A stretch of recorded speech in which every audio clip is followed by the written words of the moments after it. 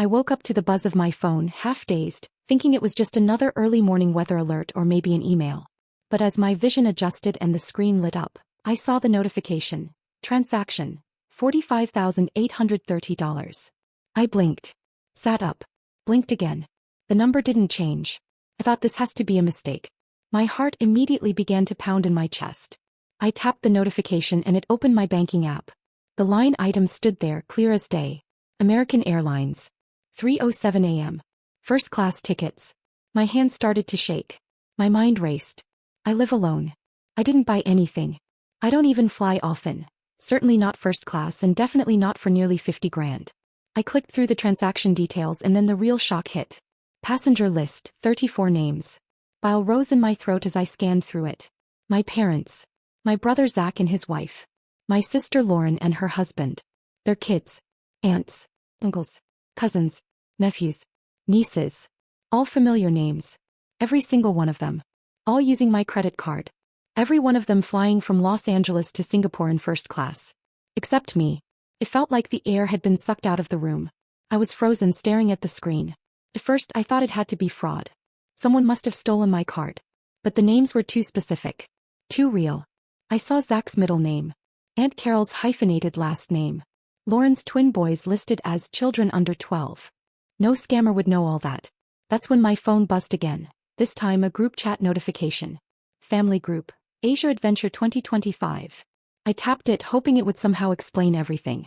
Instead it was pictures. Blurry low-lit photos from an airport lounge. Champagne flutes.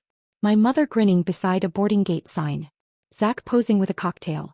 Selfies. Emojis. Can't believe we're doing this. Bucket list trip. Lauren's idea to surprise mom and dad. Not a single message to me. No tag. No mention. It was like I didn't exist. I stared at the chat, rereading the captions, my hands still trembling. I scrolled up hoping I had missed a message. Maybe I was supposed to join, maybe there was some mistake. But the chat history was new. They must have made it last night. Without me. The transaction timestamp was just after 3 in the morning. I had gone to bed around 11. Nothing seemed unusual before then. I hadn't gotten any suspicious emails or calls. No one had asked for my card. But Zach had called earlier in the week. Nothing out of the ordinary, just to check in. How's work? Still freezing in Portland? Have you thought about visiting Singapore? You always talked about it. I remembered thinking it was random, but now it made me sick to my stomach. My first instinct was disbelief. Then anger. Then confusion. How did they get my card? Had I left it somewhere during Thanksgiving? Did someone take a photo of it when I paid for dinner? I suddenly remembered how Lauren had insisted on taking care of dessert and told me to just relax, while she cleared the table. Did she see my wallet then? Could someone have written down the number? But to use it like this? To spend over $45,000 without asking? I stood up, pacing the room, heart still thudding. I wanted to call someone, anyone. But I didn't know who to trust. Not after this. Not when my entire family had planned a vacation, booked 34 first-class tickets, and didn't think to include me. Not only didn't include me, they used my money to pay for it. The betrayal hit me in waves. I'd always known I was a bit of an outsider. The serious one. The academic. I'd moved away after grad school, and while we kept in touch, I wasn't the center of family parties or sibling gossip. But I still sent gifts every holiday. I hosted Thanksgiving 2 years ago. I paid for mom's dental work last spring when she couldn't afford it. I helped Zach with a loan when his freelance work dried up. I even sent money for Lauren's daughter's birthday party because they wanted to rent a bounce house. I was always the reliable one. And now I was funding their dream vacation. I sat down again, shaking, and began taking screenshots of everything. The transaction. The names. The group chat. Every single bit of evidence. My rational mind tried to focus. Call the bank. Freeze the card. File a fraud report. But emotionally I was spiraling. I wanted to scream. I wanted to cry. I wanted to confront them all right there in the group chat.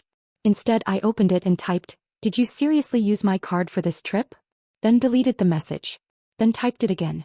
Then stared at the blinking cursor. My screen showed 3 little dots. Someone was typing. Then they stopped. Then started again. Finally Zach's message appeared. "Hey. Oh, didn't know you were in here yet. We meant to tell you. We figured we'd settle up after the trip. It was just faster to use your card since you've got the points and stuff. We'll talk when we're back. Love you." Settle up? Settle up? I wanted to throw my phone across the room. They used me. Not accidentally. Not out of desperation. This was planned. They had a group chat, a coordinated booking, and a casual explanation as if using my credit card for a luxury trip was no big deal. No apology. No remorse. Just we'll talk when we're back. Like I was at bank. Like I was some faceless sponsor for their Instagrammable family vacation. And the worst part? I wasn't even invited. I didn't hesitate. My hands were still trembling from the shock, but my fingers somehow managed to tap through my contacts. I called my mother. I needed answers, I needed something that made sense or at least an apology, anything that would make this betrayal feel less deliberate. The phone rang only once before she answered, her voice bright, syrupy, almost glowing through the line. "Oh, sweetheart," she said, and I could hear the ambient hum of chatter and distant boarding announcements behind her. "Isn't it early for you?" Her tone was so calm, so normal, it made me feel like I had lost my mind. "Mom," I said sharply, "did you seriously use my credit card to buy tickets for everyone?" There was a pause, but not the kind of pause I was hoping for, not the stunned silence of someone realizing they made a terrible mistake. No. It was a casual beat, like someone trying to recall where they left their sunglasses. Then she exhaled with a light, almost amused chuckle.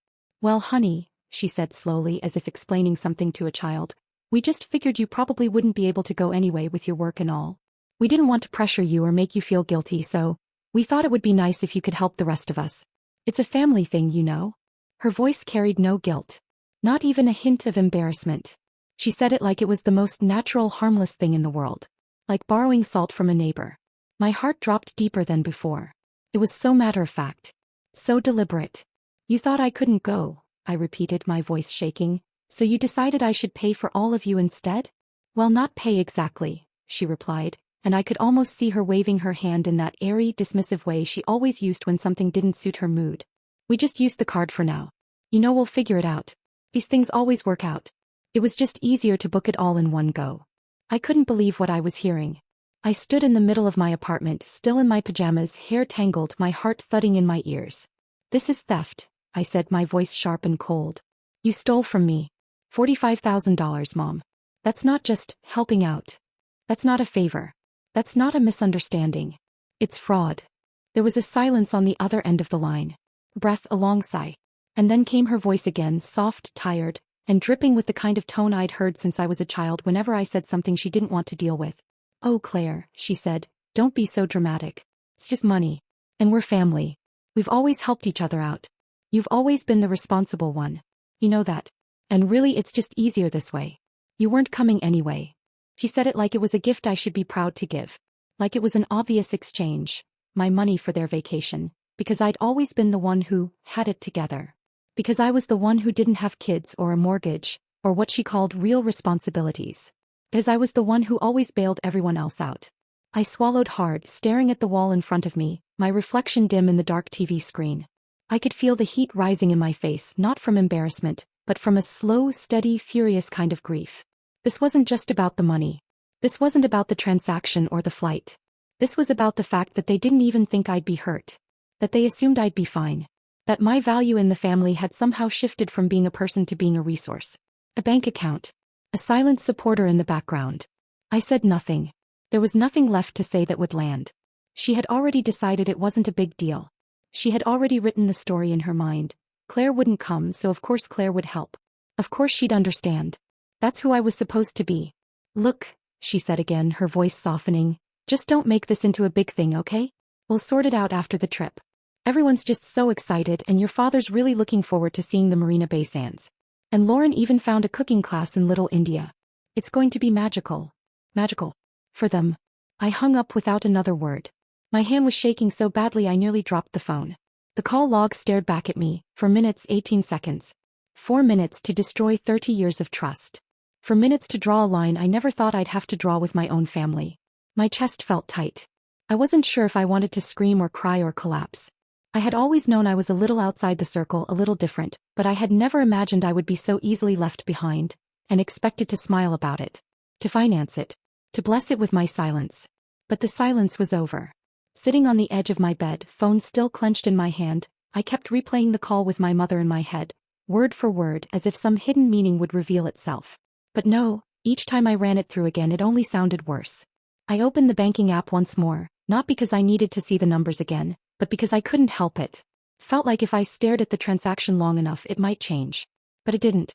The charge was still there, brutal in its indifference, $45,830 gone in the middle of the night, used for a vacation I wasn't even considered for.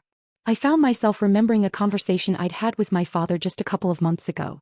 He had mentioned casually over the phone that Zach and Lauren were planning a family trip. Tickets are something like $1,300 each, he had said, his voice relaxed, almost excited. Singapore Airlines. Really beautiful cabins. Maybe you could come with us, Claire. You've never been to Asia. At the time, I had laughed gently and told him that $1,300 for a flight was too much for me to justify right now. Sure, I worked for a solid biomedical company and I lived without financial strain, but I wasn't wealthy. I paid my rent, had student loans still draining part of my paycheck, and occasionally allowed myself the small luxury of a weekend hike with decent gear or a new cookbook I'd inevitably only use once. But $1,300 just for a seat on a plane, no matter how beautiful it was, felt ridiculous. And that was before I knew it would turn into 34 seats. When I had declined, I truly believed that would be the end of it. No pressure. I hadn't sensed any resentment or surprise from my dad during that call. Just an and a shift in conversation. I assumed the family would adjust the plan, maybe scale it down or go without me. That happened often enough. I wasn't the type to throw tantrums about missing gatherings, and I rarely made anyone feel guilty for not syncing plans. But what I didn't expect was that my absence would be taken as permission. Worse, as an opportunity. As I stared blankly at the transaction list, trying to quiet the rising pressure in my chest, a terrible realization began to form. They had used my money not as a last resort, not in an emergency, but as a convenient option. Not because they were desperate, but because I made it easy. And I had. Years ago, when my dad was going through his second bout of high blood pressure complications, I had offered to give him my credit card information, just in case. He and Mom were stressed about out-of-pocket medical expenses and I didn't think twice. I trusted them. They were my parents. It was the right thing to do. He had written the numbers down in his little leather-bound address book, the same one with our birthdays, Lauren's kids' shoe sizes, and the old Wi-Fi password from 2014, and assured me he would never use it unless absolutely necessary. He never did as far as I knew. Till now. I opened my email and began combing through old messages. Nothing. No receipts forwarded. No warnings. No alerts from the airline. Not even a courtesy call. Just silence. I texted my father hoping that maybe, just maybe, he'd give me something different. An apology. An admission. Sense of shame. I kept it simple. Did you use my card for the Singapore trip? It took him almost an hour to reply. When his name finally lit up my screen, all he said was, "You said you weren't coming, Claire. We figured it was okay. We'll make it right when we're back." I read that message 10-20 times. The words burned. You said you weren't coming. As if that somehow erased the boundary between right and wrong. As if my absence had voided my rights to my own money. And then that phrase again, "we'll make it right." As though what had been done could be tidied up like a spilled drink. As though this was a minor inconvenience, not a betrayal that had split something inside me wide open. I realized then how invisible I had become to them. Not in presence, not in conversation, but in value. I wasn't seen as a daughter or a sister in that moment. I was a funding source. A problem solver. A background support character in the grand stage of their lives. Quiet, reliable, and financially stable. And now useful. I dropped my phone onto the couch and walked to the window, needing to ground myself. The sky outside was gray and still, the street quiet. The world was moving forward like nothing had happened, while inside I was unraveling. I thought about every birthday card I had sent with money tucked inside, every time I'd covered dinner, when my siblings' cards were declined, every whispered conversation between Mom and me where she'd asked for a little help with groceries or utilities, and I always said yes without hesitation. And now I was supposed to accept this. To quietly shoulder the cost of their luxury because in their eyes, I had said I wouldn't come. So naturally that meant I should pay for those who could. They had kept my card info all these years. Not for emergencies. Not for health scares. But for convenience. The truth settled in slowly with weight and finality. They hadn't just used me. They'd planned around me. They knew I wouldn't yell, wouldn't lash out, wouldn't show up at the airport. They counted on my silence. They always had. Staring out the window, I felt the numbness in my chest slowly give way to something else. Something heavier and older. This wasn't just about the $45,830 flight charge anymore. This wasn't even about the stolen card information or the family group chat I wasn't included in. This was about the past 10 years of my life. The pattern I had refused to name until now. The slow, constant bleeding of my finances, of my time, of my emotional bandwidth. And all of it done under the same carefully curated story they had told me since I was old enough to earn my own money. "You owe us, Claire." They never said it directly at first. Not in those exact words. It started subtly as these things usually do. After I landed my first job out of grad school, an entry-level research analyst role at a biotech firm in Seattle, Dad called to tell me that Zach's car had broken down. "Just a temporary setback," he said. "He needs to get to work. You know how it is." I wired Zach $3,000 without thinking. That money was never returned and it was never discussed again. The conversation moved on and I told myself I was just helping my brother in a tight spot. Then came Lauren's wedding. She wanted an outdoor ceremony, and the venue she fell in love with was more expensive than planned. They had already maxed out their credit cards and Mom called me one evening, crying softly. It would break her heart if she couldn't have the wedding she dreamed of, she said. I transferred $5,000. Again, no repayment. No discussion. Spiraled from there. Medical bills. Car repairs. New roofs. School supplies. "You make more than us," they'd say. "You're doing so well," they'd say. I'd look at my bank account, do the math and think, I can manage. It's not that much. But it was that much. Over time it became tens of thousands. And then hundreds. At some point I stopped keeping track of the exact number. It was easier not to look. Easier to avoid that sinking feeling in my stomach when another favor came in. Usually dressed in the language of guilt or framed as a family necessity. "Your cousin's baby shower is coming up, Claire, and we thought it would be so sweet if you could cover the decorations. You know how crafty you are." Or "Mom's refrigerator just died and it's been such a hard year. Can you just take care of it?" She never asks you for anything. Never asks. That line played in my head now with bitter irony. Because of course she did. They all did. Over and over again. They didn't just ask, they expected. And if I ever hesitated, the reminders came swiftly. "Don't forget who helped you get where you are," Dad once said when I pushed back on covering part of Lauren's dental surgery. "We were there for you when you needed rides to school. We fed you, clothed you, raised you." As if childhood care had a lifetime price tag. As if love and support were loans I'd taken out unknowingly and was now required to repay in perpetuity. As if every gift, every ride to soccer practice, every Christmas present I'd received as a child was now part of a moral debt ledger I had no way of closing. I thought about the spreadsheets I used to keep, the careful budgeting I'd done when I was trying to build savings for a down payment on a condo. Each time I got close, something would come up. Lauren needed help with preschool tuition for her twins, or Mom's doctor stopped taking their insurance and they couldn't afford the new copay. I'd tap into my savings, remind myself I was lucky to have the means and push the dream back another year. I told myself I was being generous. That family meant showing up. That my success meant nothing if I couldn't use it to help the people I loved. But that wasn't what this was. It wasn't generosity. It was manipulation dressed up as gratitude.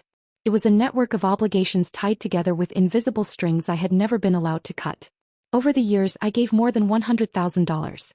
That number made me physically ill to say out loud. It spanned everything from big emergencies, like paying off Zach's hospital bill after he cracked 2 ribs on a snowboarding trip, to ridiculous indulgences I had no part in, like the week-long cruise my parents took to reconnect after their anniversary. That one they framed as a gift from the family, except none of the others had contributed. When I once mentioned feeling stretched thin financially, Lauren had laughed and said, "You don't even have kids. What do you spend your money on?" I had smiled then tightly and swallowed the sting in my throat. But now thinking back I felt a deep burn. They saw my life not as my own but as unused potential. A resource pool for everyone else. They liked the image of me, the smart, successful sister.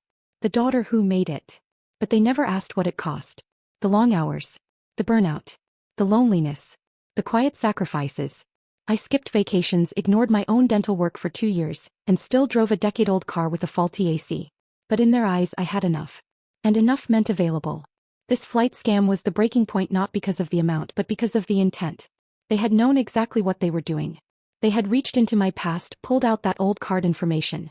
Information I had given them in good faith, in love, during a time of worry, and used it not for an emergency but for a luxury. A vacation. First class, no less. I didn't care anymore if they thought I was cold. Or dramatic. Or selfish. I was done pretending that I was just being a good daughter, a good sister, a good member of the family. What I had been was exploited. And this time they went too far. I didn't sleep that night. The light outside shifted from dark to gray to pale gold, but I didn't notice until the birds started chirping and the street outside came back to life. I sat motionless for hours, mind circling the same thoughts like a needle skipping on a warped record. I was past the point of rage, past shock. What settled in me now was something colder, quieter, more resolute. I wasn't going to let them do this to me again. Not like this. Not ever again. I opened my laptop, took a deep breath, and created a folder on my desktop. I labeled it Financial Documentation, Family. The name felt sterile, almost clinical, but I needed distance. I needed control. I didn't want to react emotionally anymore. I wanted facts. I wanted clarity. And I wanted to be prepared. The first thing I did was take full screenshots of my banking app. The full transaction history, the timestamps, the merchant name. I downloaded the monthly statements in PDF format and backed them up on an encrypted drive. I made sure every detail of that $45,830 charge was saved, every link in the chain of responsibility documented. From there, I went into the family group chat and captured everything. The photos of them at the airport, the celebratory messages, the timestamps that coincided with the purchase. I recorded my call log showing the time of the conversation with my mother and father, and I used a voice memo app to summarize what had been said in those calls while the words were still fresh in my mind. Then I opened a spreadsheet. I went back 10 years. Every transfer. Every payment. Every favor. I combed through my email, my Venmo history, my texts, any platform I'd used to send money or promise it. I remembered times I hadn't even considered loans at the time, like the down payment for Lauren's family minivan, or the $2,000 I wired mom to cover her medical co-payments when she changed providers. I listed each one. I included dates, purposes, and whether repayment had ever been discussed or even acknowledged. By the end of the day, I had a detailed record totaling just over $106,000. I stared at that number and felt something deep in me shift. It wasn't just money. It was time. It was trust. It was silence accumulated like debt. Emotional, psychological, spiritual. And I had carried it alone. I didn't call them. I didn't write any angry messages or post anything online. I knew how that would play out. They'd deny it. They'd turn it around. They'd paint me as ungrateful, accuse me of being cruel or disconnected or too rigid. I'd heard those words before whenever I tried to set boundaries. You've changed. You think you're better than us. This isn't how family works. I knew that dance and I wasn't going to step into it again. Instead, I contacted a lawyer. It wasn't about suing them, not yet and maybe not ever. It was about understanding my rights. I scheduled a consultation with a woman whose practice focused on personal financial disputes and unauthorized family debt. I sent her a summary in advance, including the transaction data and the screenshot evidence. When we spoke, she didn't act surprised. Not even a little. She told me quietly that family financial abuse is more common than people want to admit, because it doesn't come with bruises or shouting or broken glass. It comes with guilt, manipulation, and the quiet erosion of personal boundaries. She confirmed what I already suspected. The charge could absolutely qualify as fraud. Yes, I had once given them access to my card. But not for this. Not without consent. And yes, I had every right to file a criminal complaint or civil claim if I chose to. But I told her I wasn't sure if I wanted that. Not yet. I wasn't looking for revenge. I wasn't looking to punish them. What I needed was to protect myself. For the first time in my life, I wanted to act, not react. I wanted to move from a position of awareness, not guilt. So we discussed options. Protective legal notices. Letters of intent. Quiet boundaries that didn't have to escalate unless they crossed the line again. She explained how I could formally document and serve notice that any further financial use of my name, my accounts, or my information would be treated as criminal behavior. She helped me draft language I could keep on hand. Clear, emotionless, legal. It felt like armor. When the consultation ended, I didn't cry. I didn't even feel angry. What I felt was a kind of stillness. I wasn't helpless. I wasn't cornered. And I didn't need their permission to take my life back. The rest of that day I made more changes. I canceled every card they might have had access to. I changed passwords. Banking, insurance, my cloud drive. I locked down everything digital. I set alerts for any new charges. I checked my credit report. I called my bank not to report fraud, but to flag the transaction for internal review without freezing my entire account, to ensure that if anything further happened, it would be caught immediately. I thought for a long time about whether I should report the charge as fraud. Legally it was. But I also knew the family fallout would be nuclear. And a part of me still clung to the illusion that this could be resolved with dignity, with distance, not destruction. I wasn't ready to explode everything. I just wanted to be left alone. Respected. Free from the constant, suffocating expectation that I was the family's financial failsafe. So no, I didn't report it. Not yet. Not because they didn't deserve consequences, but because I needed the decision to be mine, not a reaction to their latest betrayal. I wasn't doing this to punish them. I was doing it because I had finally realized something I should have known years ago. I don't owe them my future just because they gave me a past. This time I wasn't explaining myself. I wasn't begging to be seen. I was documenting, preparing, protecting. And I was done apologizing for it. It was a Tuesday morning, gray and quiet, the kind that normally passed without fanfare. I had barely slept the night before, still mentally circling the aftermath of everything with my family, but I forced myself to focus. I had a major investor presentation in 3 days. One that could open doors not just for my team but for the future of our entire research project. We had spent over a year building out the pilot study, testing the delivery mechanism, optimizing the protein response pathways. Months of data, of late nights in the lab, of weekends sacrificed for clinical reviews and regulatory paperwork. It was all about to culminate in this one meeting. So I turned off my phone, brewed a third cup of coffee and buried myself in my slides. It wasn't easy. My brain kept drifting, tension still coiled around my ribs, but I kept pulling myself back.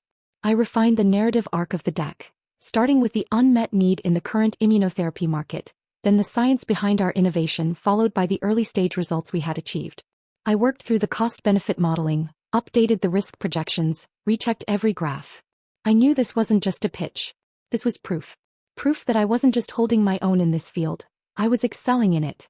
Late that afternoon, I received a meeting request from a name I didn't recognize at first.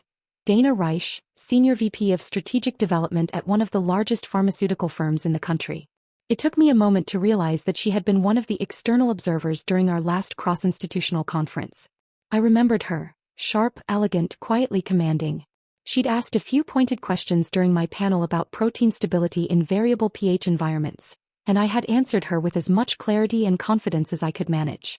The email was brief. "Hi Claire, would love to speak with you about a leadership opportunity on our side.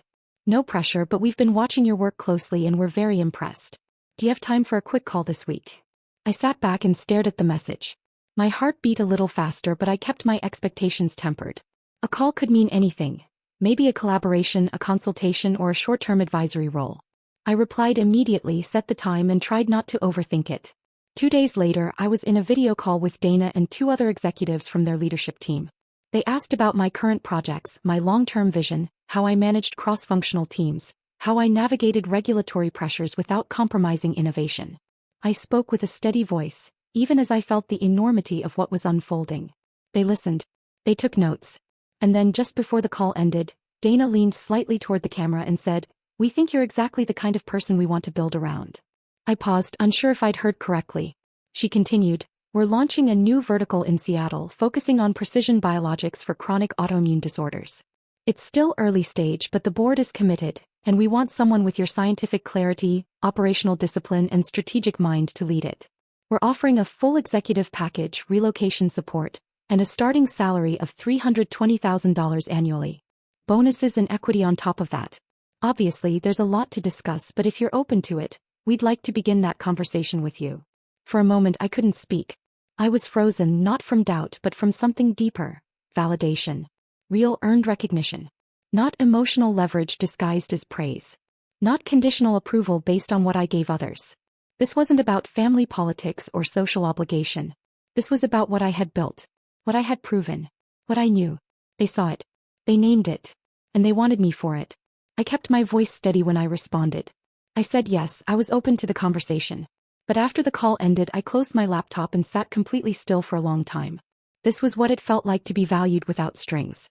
To be seen not as a helper or a silent supporter or a backup plan, but as a leader. A force. Not because I was available but because I was exceptional. In that moment I felt something settle in my chest. Not pride, something quieter. A kind of peace. Not from the money or the title but from the realization that I had built something of my own from the ground up, and that the world had started to notice. For the first time in a long while I allowed myself to feel the full weight of my worth. And I didn't apologize for it. While they were halfway across the world sipping cocktails by infinity pools, reclining in their fully reclining first-class pods, posting filtered photos of chili crab dinners and skyline views from rooftop bars, I sat alone at my desk in Portland and made a decision that had been coming for years. I blocked every single one of them. One by one. It began with the group chat, Asia Adventure 2025, which was still filled with glowing hearts, champagne clinks, and endless strings of emojis. They had no idea what I was thinking, no idea what I was doing, and frankly they didn't seem to care. No one reached out. No one asked how I was or where I was or why I hadn't responded to Zach's vague message about settling up. They were too busy posing for matching outfits at the gardens by the bay. I muted the group first. Then I removed myself entirely. Then I opened my contacts and went down the list. Mom, Dad, Zach, Lauren, their spouses, cousins, aunts. Even my godmother. Anyone who had been part of the pattern. Anyone who had participated in the quiet, collective consumption of my time, my energy, my savings. I didn't write a dramatic message. I didn't explain or warn them. I simply pressed block on each name. Call, text, FaceTime. Gone. Then I moved to social media. I hadn't been that active to begin with, but I still had accounts that left cracks.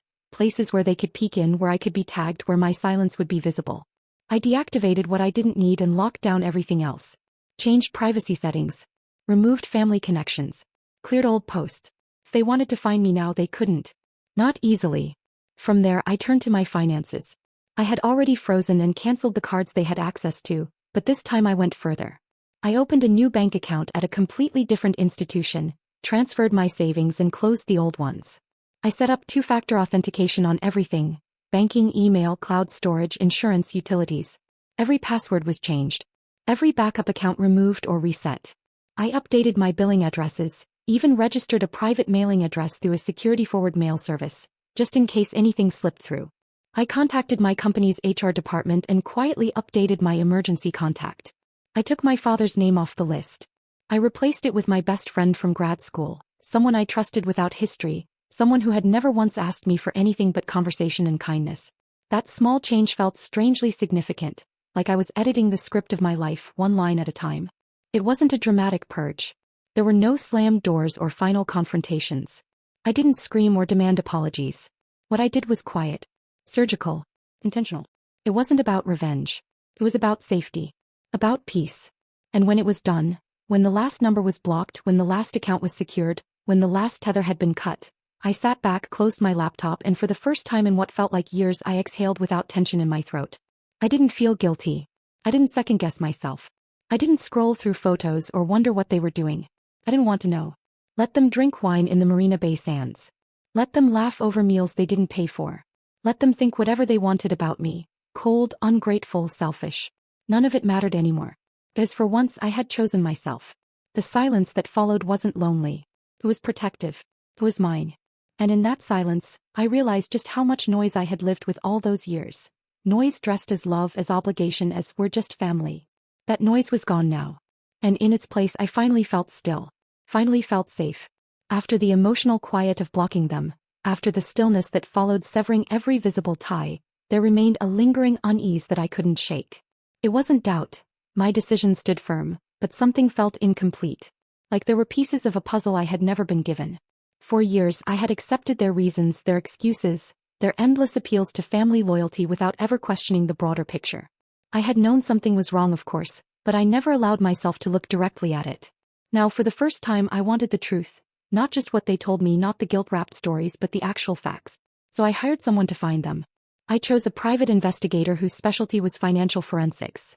Someone who had experience untangling complex personal networks, not just cheating spouses or insurance fraud. I wasn't looking for dirt. I wasn't trying to embarrass them.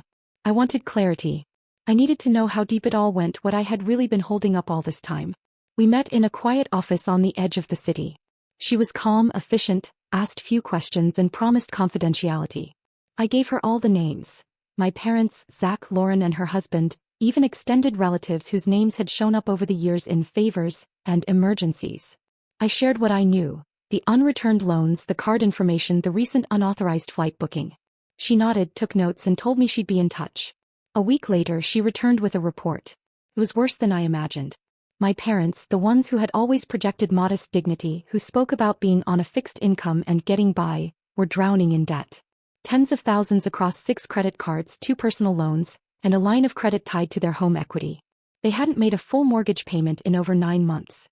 They had refinanced twice. The house they still referred to as secure was a signature away from foreclosure. Zach had burned through over $180,000 in business loans in the last 5 years. 3 startups all failed. One hadn't even launched a product. Another was flagged for legal irregularities around misreporting income. He had no regular employment. His income, as far as anyone could trace, came largely through cash infusions from family, which the investigator strongly suspected included me, directly or indirectly. Lauren and her husband hadn't paid their mortgage consistently in over a year. They were in forbearance, relying on temporary COVID-era extensions that were now expired. They were behind on car payments, their utilities were in arrears, and they had racked up over $40,000 in credit card debt spread across multiple accounts. Yet on social media, they were still posting photos of smiling brunches, birthday parties with catered desserts, expensive strollers and color-coordinated family vacations. The picture became sharp, cruel, and undeniable. I had been financing a lie. All those years I told myself I was helping, that my support was filling small gaps. What I had really been doing was propping up a crumbling illusion of stability. They weren't getting by with a little help. They were surviving because of me. They had built a fragile scaffolding of pretend success, held together by the quiet stream of my bank transfers, my silent yes, my inability to say no. And worse, they had hidden it. Not once had anyone come to me honestly and said, "We are in trouble. We're falling apart." They had instead fed me stories. Small emergencies, minor inconveniences, exaggerated events always painted in urgency but never in full truth. They let me think I was plugging a few holes when in reality I was holding up the entire dam. It explained so much. The pressure. The guilt. The constant emotional manipulation. It was never about a single loan or one favor. It was a system. A quiet, unspoken dependence they had all agreed to, whether out of fear or entitlement or desperation I didn't know. But I saw it clearly now. I was never just part of the family. I was the foundation they had quietly chosen to build their lives on. When I read the report a second time, what struck me the hardest wasn't just the debt. It was the extent to which they had orchestrated around me. They had used my stability not only to stay afloat, but to present a version of themselves to the outside world that was completely false. They wanted to look like they were doing well, like they had made it, like their kids were thriving. But they hadn't made it. I had carried them there dollar by dollar behind the scenes unseen. And they never once admitted it. That realization wasn't just painful, it was transformative. It rewired how I saw every past interaction, every memory, every conversation where I thought we were simply different in temperament or priorities. It wasn't difference. It was deception. I had mistaken manipulation for closeness, obligation for love. And now for the first time I could see the entire mechanism of it all. I closed the report, saved a digital copy and put the rest through the shredder. I didn't need it on my shelf. I didn't need to reread it. The truth was enough. Knowing was enough. And now finally I knew. The call came early in the evening, just after I'd returned from a long day of meetings. The sun was low, painting the living room walls in soft amber light. I was standing in the kitchen pouring myself a glass of water when the phone buzzed. The name on the screen was simply, Mom. The contact still intact only because I had left one number unblocked. Part of me maybe not ready to sever everything. Not yet. But something in me knew what this was before I even answered. There was a heaviness in my chest, an instinctive tightening, as though my body already knew what was coming. I picked up, silent for a second. "Claire," my mother's voice came through, light, measured and trying to sound normal. "Hi honey. How are you?" I didn't respond right away. She rushed to fill the silence. "I know it's been a while. We weren't sure if you were getting our messages. But, your father and I were hoping to talk to you about something important. We didn't want to bother you, but we really don't have many options right now." I could already feel the blood drain from my face. She hesitated, then continued, still trying to sound casual, as if this were just any other conversation. "The house, well, we're finally moving ahead with selling it like we talked about years ago. But it needs work, Claire. The roof is leaking and there's mold in the basement.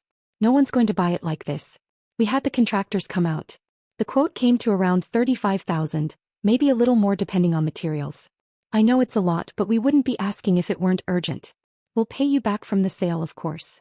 I stood in the center of my kitchen, hand gripping the countertop, heart pounding in a slow, bitter rhythm. It was so practiced. So rehearsed.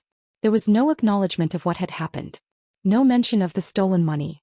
No apology for the Singapore trip. Nothing. Just a new request, as if I were still the same daughter they could guilt, manipulate, lean on without end. I breathed in once, slow and deep, and exhaled through my teeth. Then I said the words I had rehearsed silently in my head for weeks but had never spoken out loud until now. No. There was silence on the other end. Stunned silence. I didn't wait for them to find words. I continued, voice steady, even calm. "No, you're not getting anything. Not this time. Not ever again. You already took more than you had any right to. You stole from me. You lied to me. You built your lives on my back and you pretended it was love. It wasn't. It was convenience. It was survival. And I am done. Her voice cracked then. The performance dropped. Claire, what are you saying? We're your parents. This is your family. How can you say that to us? I felt no guilt, only a long, slow, rising clarity. I had been waiting for this moment without realizing it. Because it's the truth, I said. You didn't ask me. You took from me. And now you want more. You don't see me, you only see what I can give. And I'm telling you now, there is nothing left. Not for you. Not for Zach. Not for Lauren. Not for anyone. You used up every last ounce of my loyalty. The voice on the other end turned sharp, bitter. You're being ungrateful. We raised you. We gave you everything. And now you're throwing it away over what? Money? That's all this is to you. I laughed, not out of amusement but because the accusation was so painfully familiar. Yes, I said. Because money was all I ever was to you. There was shouting now. My father in the background, the harsh edge of his voice rising, calling me disloyal, selfish, accusing me of abandoning them in their time of need. I stood there listening to it all, not flinching, not absorbing it, just letting it wash over me like a tide that no longer had the power to drag me under. Then I pressed the red button on the screen. Call ended. Just like that. No drama. No further explanation. I didn't wait for a reply or another call back. I opened the settings, found the number and blocked it. This time for good. I stood there in silence, the house around me filled with nothing but the low hum of the refrigerator and the faint ticking of the clock above the stove. The air felt different. Thinner. Lighter. There were no tears. No second guessing.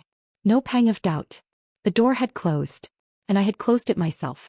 It was a gray, slow-moving afternoon in early spring when I received the call.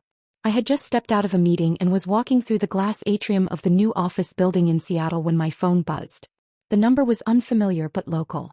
I paused near the windows, answered out of habit, not urgency, and a composed voice on the other end introduced himself as Michael Evans, an estate attorney. My breath caught slightly at the name that followed. I represent your late uncle, Nicholas Bennett. I hadn't spoken to Uncle Nick since the fallout. He had been the one who booked the flights. His name had been on the confirmation email in the passenger manifest, among the group that had gone to Singapore without me. We hadn't exchanged a single word since. I didn't know whether to feel angry or indifferent when I thought of him. He had always been closer to my parents, always treated me with a certain polite distance, like I was a niece he admired on paper but couldn't quite figure out in person. So to hear his name again now in this context, stirred something I didn't expect. Disbelief.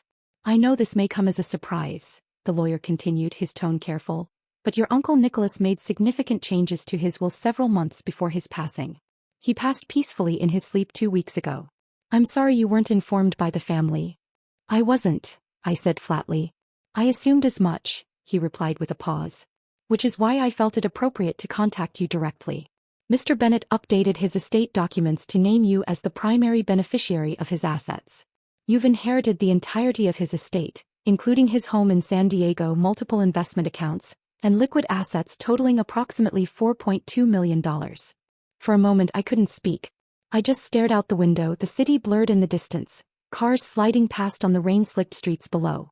I couldn't even form a question. My brain was too busy trying to make sense of what he had said. You're certain? I finally asked, the words tight in my throat. Yes. His signature is verified, the documents were witnessed and filed correctly, and there is a letter he left behind, addressed to you. I can forward it or have it delivered securely. He continued calmly, professionally, detailing the terms. The will specified that my parents would receive $2,000 per month, managed through a trust. That trust, however, was under my control. I had full discretion over its execution, and the remainder of the estate, homes, investments, accounts and personal assets, belonged to me entirely. Thanked him. I ended the call. And then I sat down in the quiet corner of the hallway, phone still in my hand as the weight of it settled over me. $4.2 million. It felt absurd. Impossible. And yet, the reality of it was immediate. Tangible. Uncle Nick had always been somewhat mysterious. Wealthy, private, known for slipping into family events with generous gifts but never revealing much about his own life. I never knew the full extent of what he owned. I certainly never imagined he would leave it to me. And he hadn't told anyone. No warnings. No discussions.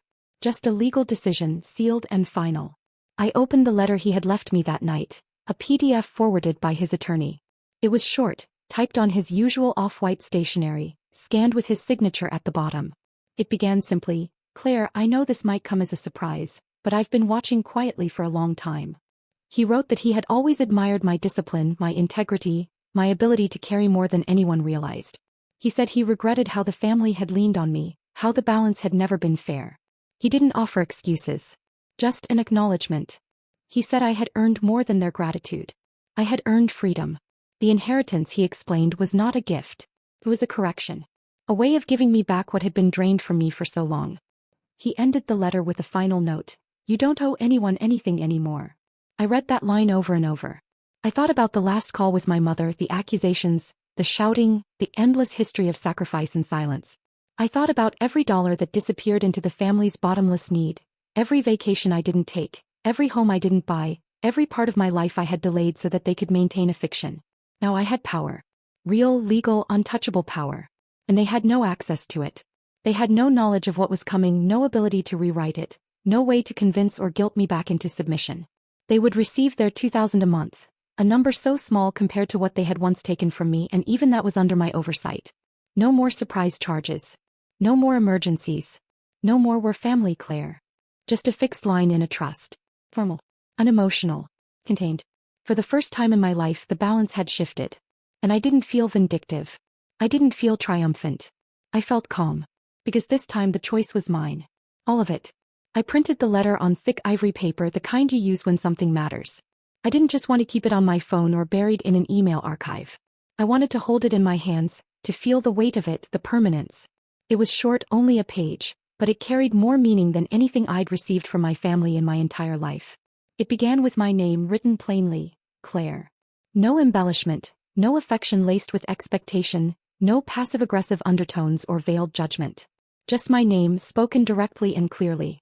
From the first sentence I could hear his voice, quiet, composed, deliberate. You are the only one who never asked me for anything, he wrote. And yet you're the one who deserves everything. I read that line over and over, my fingers trembling slightly as I traced the printed letters, as if the texture of the words could somehow explain the way they landed so deeply inside me. In a single sentence he saw through it all. Through the years of unspoken weight, the quiet swallowing of disappointment, the tireless effort to hold everyone else together. Through the shame I'd carried for sometimes feeling angry, the guilt I had been fed every time I said no, the exhaustion I had pushed through in silence. He saw it all. And he didn't pity me. He respected it. He continued, explaining that over the years he had watched everything. Not in a voyeuristic sense but with an observant distance. The same way he had always existed on the edge of family chaos. He wrote that he had noticed how my name always came up when someone needed help. That every holiday, every event, every surprise gift or last-minute expense seemed to trace back to me. He said he remembered the way I used to sit quietly at dinners, listening instead of speaking, calculating instead of complaining, carrying burdens without fanfare. I saw your struggle, he wrote. Not the kind you post about. The kind that nobody thanks you for. He didn't justify his absence. He didn't offer explanations for why he hadn't intervened before. But he didn't need to. In the few words he offered, there was something I had never truly received from anyone in my family. Recognition. Unconditional, unvarnished, unmanipulated recognition. Not for being helpful. Not for being the reliable one. But for enduring. For surviving with dignity. For not becoming bitter in the face of being quietly used. The final line of his letter stopped me cold. It was simple. No flourish. Just the words, "Now you are free." I sat in silence for a long time after reading that. Not because I didn't believe it but because I finally did. Free, from the endless cycle of being useful as currency. Free from the subtle and constant rewriting of family loyalty into obligation. Free from the expectation that I would carry their mistakes, their debts, their secrets and never once be allowed to name the weight of it. Free from the smallness they had pushed me into every time I tried to assert myself. Free from the guilt they had trained into me like a reflex. The inheritance was staggering, yes. The money changed everything. But it was the letter that gave it meaning. The money could build a new life. The letter told me I was worthy of it. I didn't frame it or display it. I kept it in a plain folder in a drawer next to my bed. But I knew it was there. And sometimes late at night when the old habits tried to creep back in, when I found myself wondering if I had done the right thing by walking away, by saying no, by blocking them out, I would open that drawer, take out the letter and read it again. Because in his words, I had found something I had spent years searching for. Not permission, not approval, but validation. Quiet. Clear. Complete. That letter was the one thing no one could ever take from me. And it was worth more than every dollar he left behind. I bought a house on the edge of the city, a place that felt quiet and solid the moment I stepped inside. It had tall windows that let in clean morning light, hardwood floors that echoed softly beneath my steps, and a garden in the back that had been neglected but still held the shape of care. It wasn't extravagant, but it was mine. Purchased outright, no mortgage, no joint name on the deed, no lingering obligations. For the first time in my adult life, I walked through rooms that didn't carry someone else's needs with them. The silence in that house was different from the silence I had known before. It wasn't the hush of tension or exhaustion. It was a kind of freedom I hadn't even realized I was allowed to feel. There were no voices asking for help. No guilt laced into every phone call. No quiet anxiety every time I opened my banking app. I could breathe. I could exhale fully. I could sleep without waking in the middle of the night doing math in my head. At work, I felt my shoulders drop for the first time in years. I wasn't just meeting expectations. I was leading. My new position allowed me to build a team from the ground up, and I filled it with people who reminded me of who I had once been. Bright, determined, quietly ambitious. I mentored young scientists who were brimming with ideas but lacked support, not because I wanted to prove anything, but because I remembered how lonely it felt to be capable and invisible at the same time. Using part of the inheritance, I created a scholarship fund for early career biomedical researchers, especially those from underrepresented backgrounds or low-income families. It wasn't for publicity. It wasn't for applause. I just knew what it felt like to be told you had potential while constantly being made to feel like you owed the world for having it. I wanted to change that for someone else. I began traveling. Not because I was trying to escape, but because I finally could. I visited places I'd only read about in between lab shifts or during long weekends spent working on grant proposals. I walked through the streets of Copenhagen in winter, wandered through Kyoto in spring, stood quietly before glaciers in Iceland, feeling small in the best possible way. For the first time, I wasn't budgeting every moment of my life against someone else's emergencies. I wasn't canceling plans because someone else needed help again. My calendar was mine. My time was mine. My future was mine.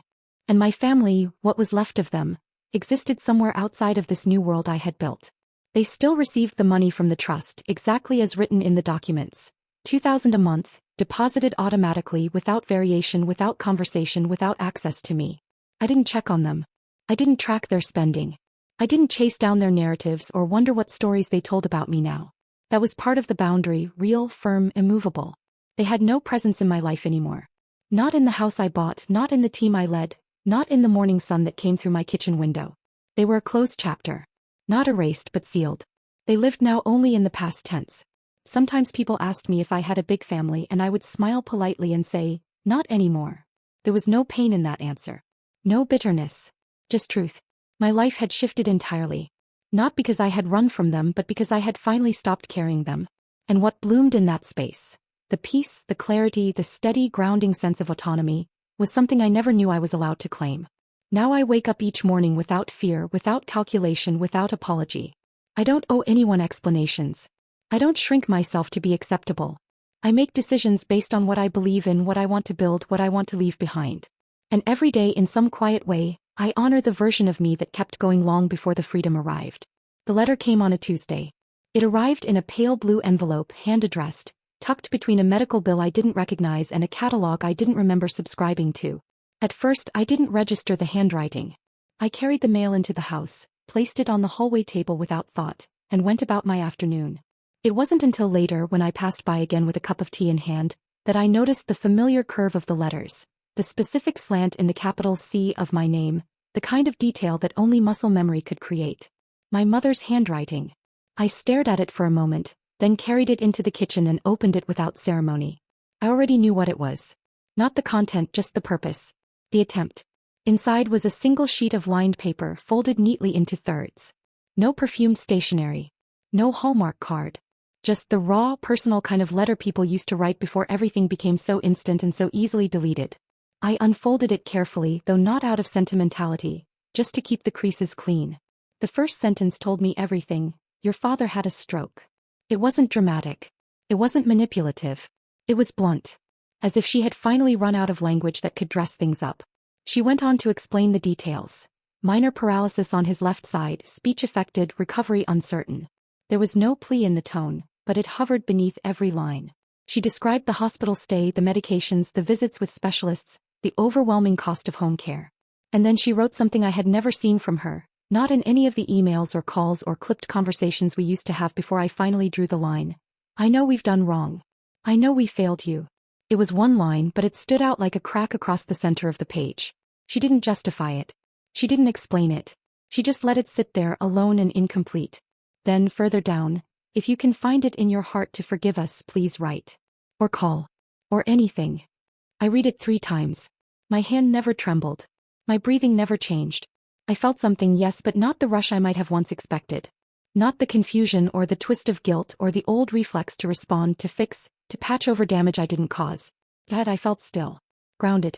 Entirely separate from the storm they had always lived in. I didn't respond. Not because I wanted revenge and not because I hadn't healed, but precisely because I had.